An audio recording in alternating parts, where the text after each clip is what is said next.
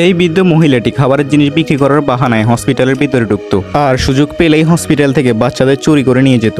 একদিন সেই হসপিটালে দিবিয়ের একটা ছেলে হয়। কোনো একটা সমস্যার কারণে শিশুটিকে কিছুক্ষণ ইনকিউবেটরে রাখা হয়। 1 ঘন্টা পর যখন নার্স শিশুটিকে তার মায়ের কাছে দেয় তখন সে বলে, এটা তো আমার সন্তান না, আমার সন্তান কোথায়? এটা শুনে পরিবারের অন্য লোকরা চমকে যায়। মেয়েটি বারবার বলতে থাকে, এটা আমার সন্তান না। কিছুক্ষণ পর হসপিটালের চেয়ারম্যান এসে তাকে বোঝানোর চেষ্টা করে, কিন্তু সে কারো কথাই বিশ্বাস করে না। এই জন্য হসপিটালের চেয়ারম্যান তাদের রিলিজ নিয়ে চলে যেতে বলে। এদিকে দিবিয়ে তার ছেলেকে পাগলের মতো বাইরে খুঁজতে থাকে। এতে আনন্দ দিবিয়ের উপর বিশ্বাস করে হসপিটালে পুলিশ নিয়ে আসে এবং ইনকোয়ারি শুরু করে, কিন্তু সেখানে তারা কোনো এভিডেন্স খুঁজে পায়নি। এই জন্য আনন্দ দিবিয়েকে ঘরে নিয়ে আসে। পরের দিন আনন্দ চিন্তিত হয়ে সেই হসপিটালের বাইরে বসে থাকে। তখন সেই বৃদ্ধ মহিলাটি পানি পান করার জন্য ব্যাগ নিয়ে তার পাশে এসে বসে, যার ব্যাগের মধ্যে এখনো একটা বাচ্চা ছিল। যখন মহিলাটি যাওয়ার জন্য উঠে তখন আনন্দ মহিলাটিকে দুর্বল ভেবে ব্যাগটা তার হাতে তুলে দেয়। একটু পর সে চিন্তা করে ব্যাগটি এত ভারী ছিল কেন। এতে সে দূর থেকে মহিলাটিকে দেখতে যায়। তখনই ব্যাগ থেকে বাচ্চাটি হাত বের করে।